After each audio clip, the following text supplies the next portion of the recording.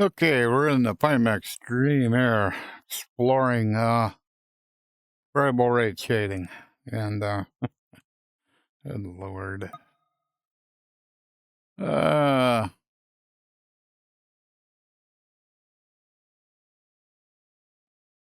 to remember to get everything started. Used to have everything automatic, and with my Dream Air, it seems like it was having some issues, but I may get back to that. Just not yet. All right. Turn it again. There we go. All right. So we're going to turn on enable variable rate shading. Go over in the cockpit, or yeah, in the cockpit. Go look around a little bit.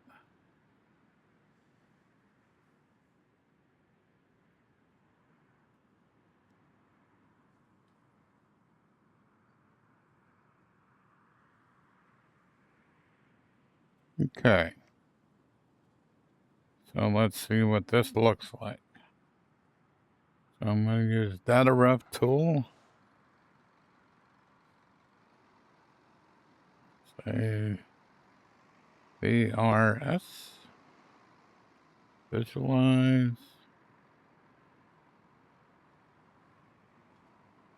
Enter. Okay. So that looks pretty good. I'll get rid of you for right now. All right. That's how that's supposed to work. Am I recording? Yes. Cool. All right. So, what this is called the VRS visualizer. Basically, it shows you what it looks like in the center of the, in the middle of your view. So if you,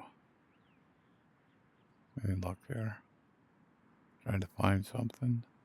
Yeah. So if you look at the tree in the left part of that circle, you can see it flickering. It pretty much stops there.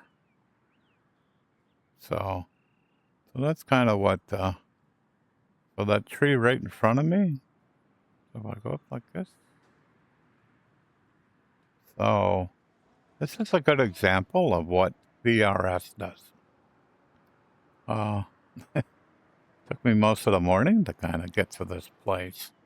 I tried doing it with my big screen beyond, and the eye tracking does not work well enough on that to make this happen.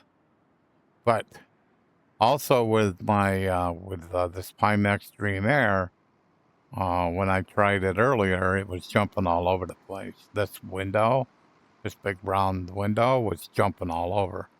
Where now, where I look is where the where the variable rate shading is. So what I don't know is, excuse me, I don't have a good enough understanding of what that actually means. But if we look at this light pole, you can see in the upper part of it, you can see where it's like shimmering a bit. That went away, pretty much.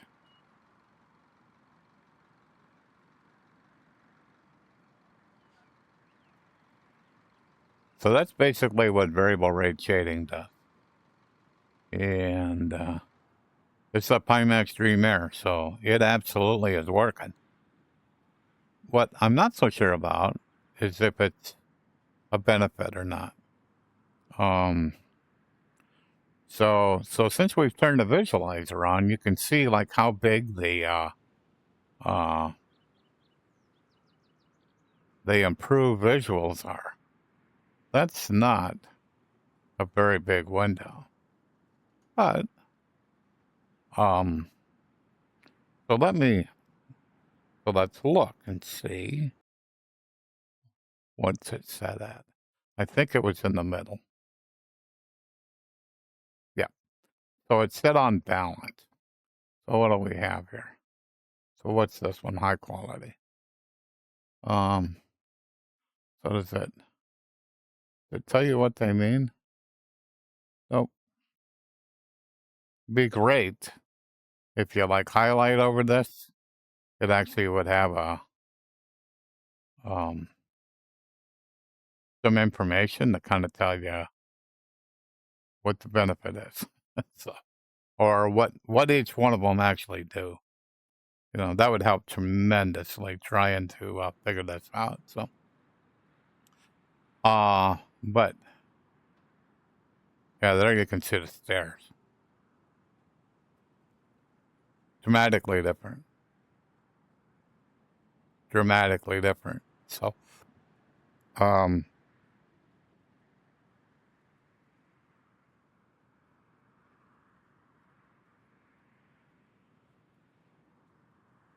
so what I've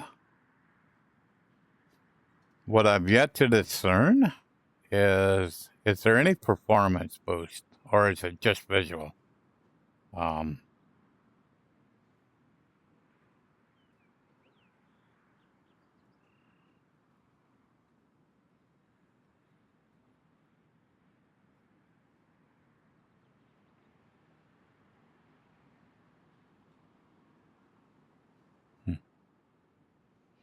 so I'm going to turn it off.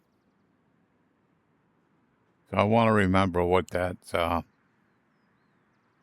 what the stairs looks like right in the middle. So I'm going to turn it off.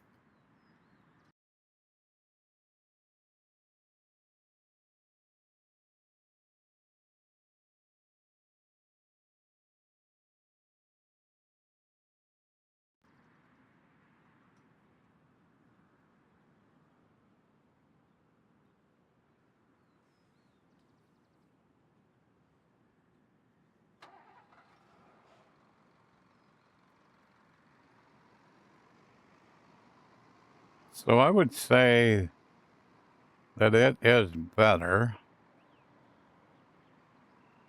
Yeah.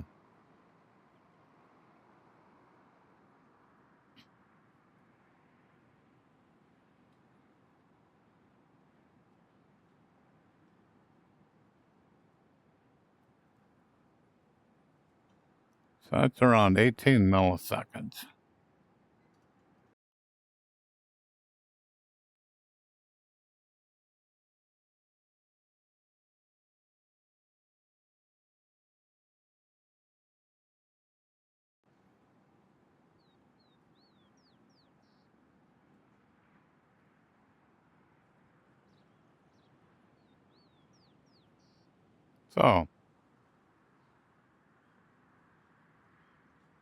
So visually it looks better.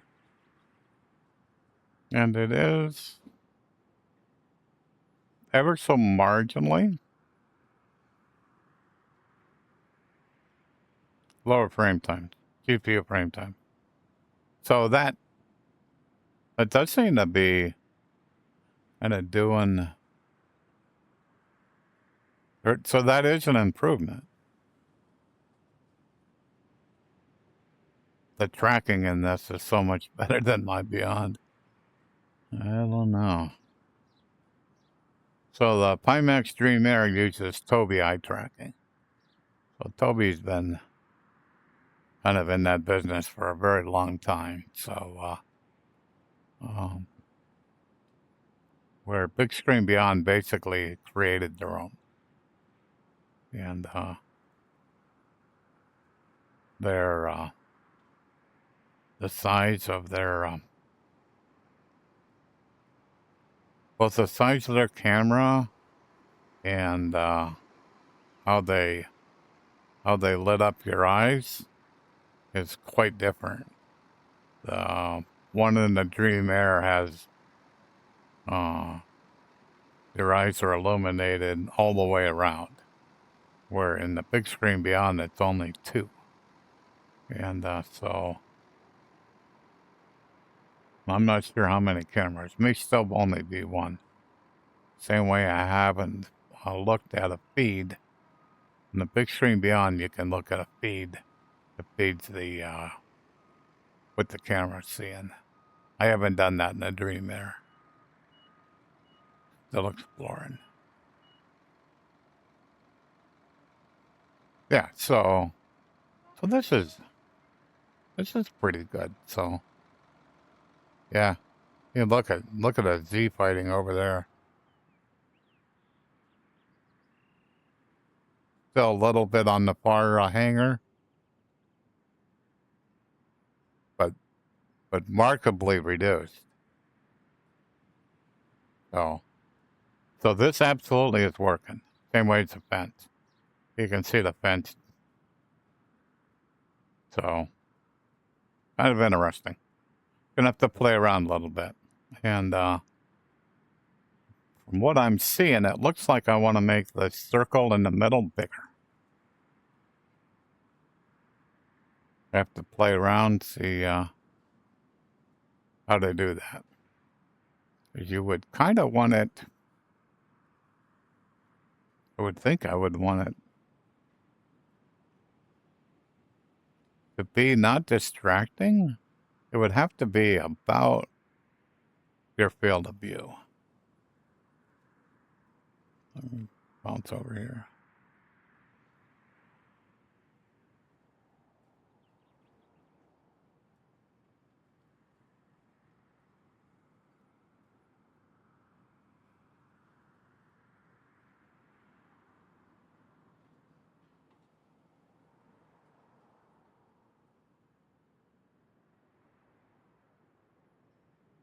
So, yeah, I'd say that's a pretty good representation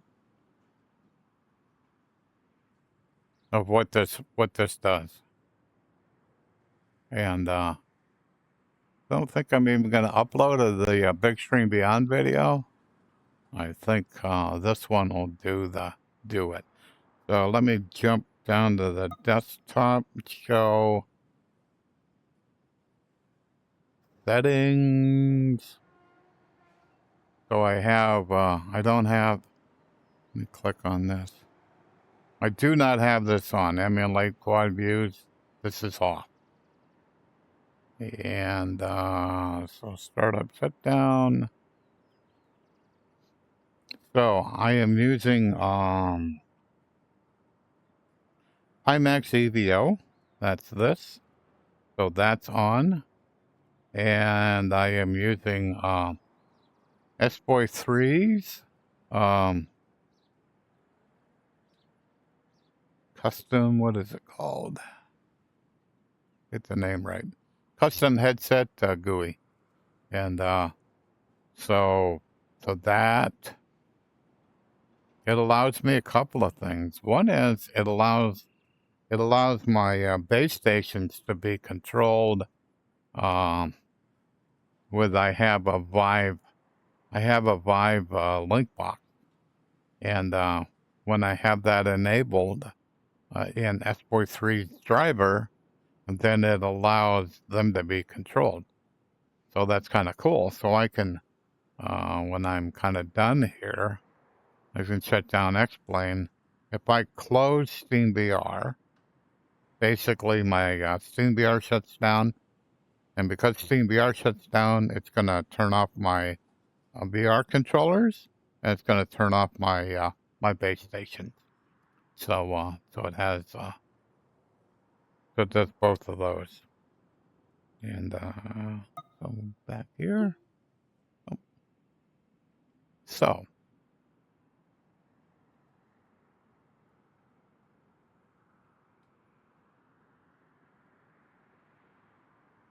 yeah, so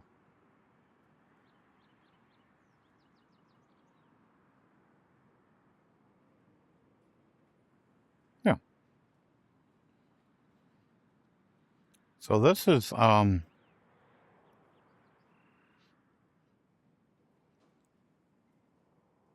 don't know if I've seen anybody do this in X-Plane with a Dream Air. Certainly not with this visualizer. I've never seen that before. So there is a photograph of it, but in VR, photographs are kind of miss the point. So, so this all is working. There's no question about it. Is it working? The question is it beneficial? And I don't quite know that quite yet. And yeah, so when I look here, my GPU frame times go down pretty low. So, but kind of what's going on too is there's a lot of we have we have a lot of cloud cover, and that may be having an influence because there's no heavy scenery here. This is all default. And but the other thing, I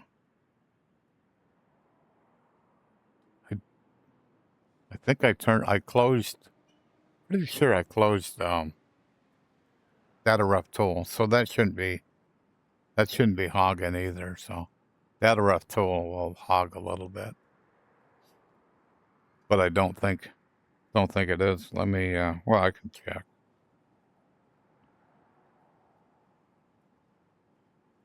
Show plug it in then.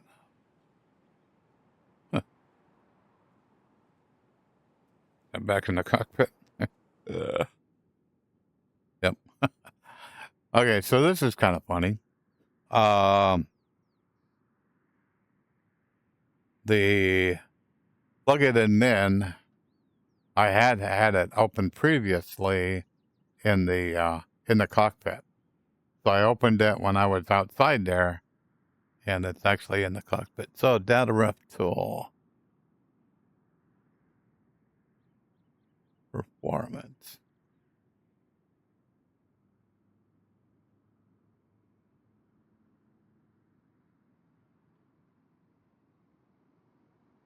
Yeah, it doesn't even show.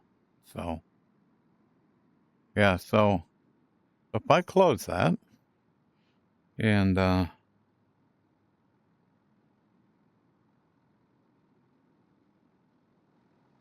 gonna do this. So once it's remembered a position, if it hadn't remembered a position, it wouldn't put it back here. But since it has remembered the position, it will put it back in the same place. So, all righty. Yeah.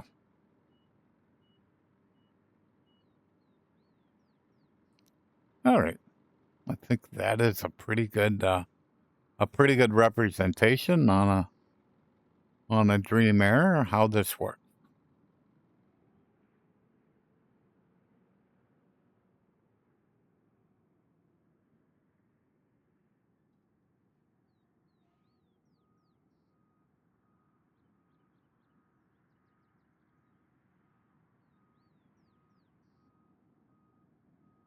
Yep. Okay.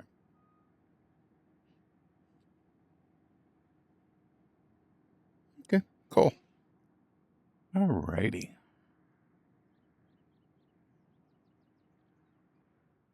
Let me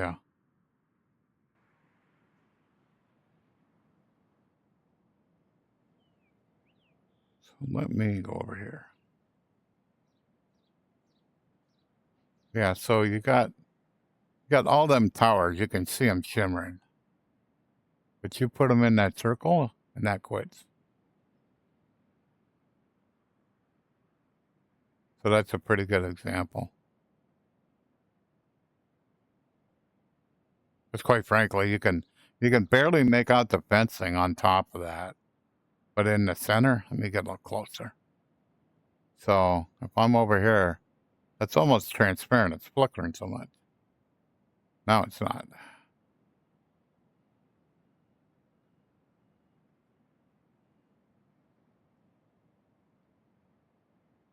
So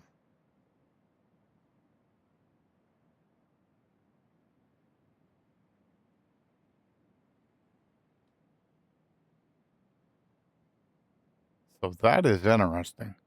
So you see all the flickering that's going on over in, along the runway.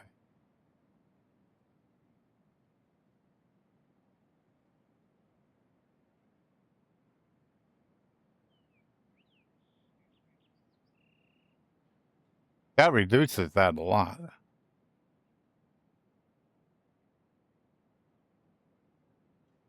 Yeah. Wow. That's interesting. That is really interesting.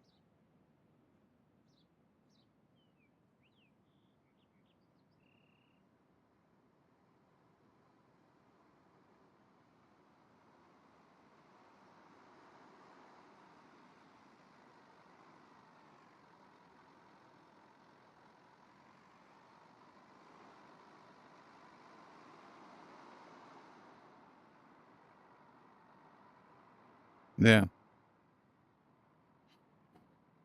This demands some exploring.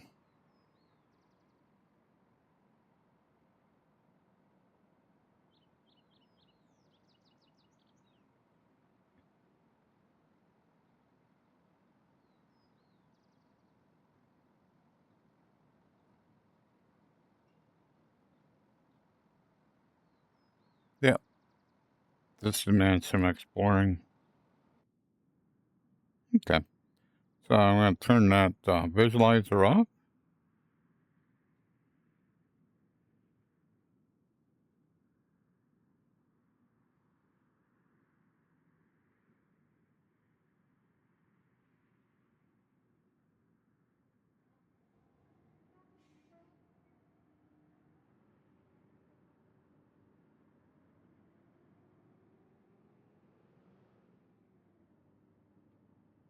Good.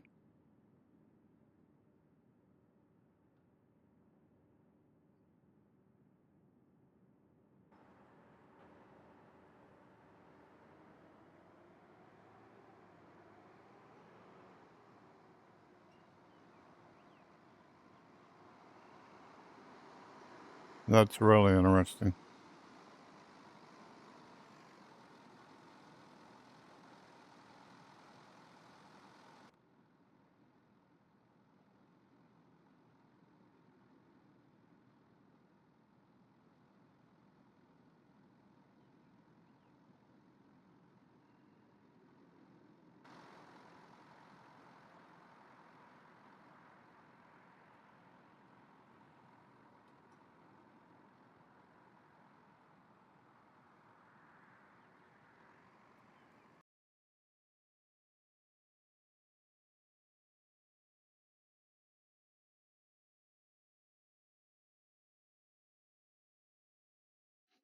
Okay.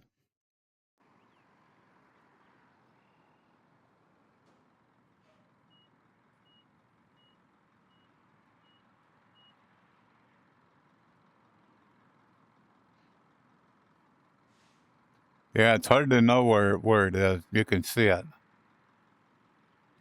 As I move my head down, I can see that in the distance. But it's going to take some effort to figure this out. So, okay. All right. I'm going to stop the recording.